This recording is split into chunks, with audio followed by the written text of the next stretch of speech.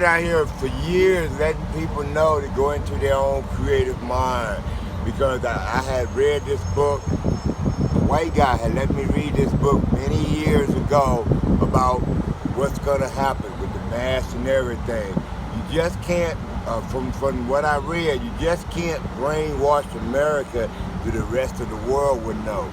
So you got to brainwash the whole world at the same time when the mask is that. Thank you for that. Because I've been out here digging in people's filthy trash for many years. Why am I more healthier than the people wearing masks? It's a good question. Right on. God bless you. God bless you. God bless the country. God bless the country. God bless us all. Oh, God bless us all.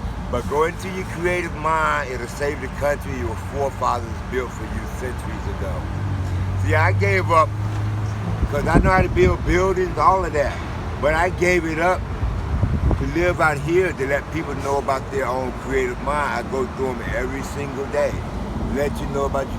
10 years ago, I was letting people know they was gonna be wearing a mask. Nobody believed me. You know how hurt, how frustrating that is to see people wearing masks after I had told them that. But see, I'm out here because I don't want people wearing a mask, a G-string, hopping one leg 6 feet, okay? Thank you for that. You're very welcome. Hey, we hear you.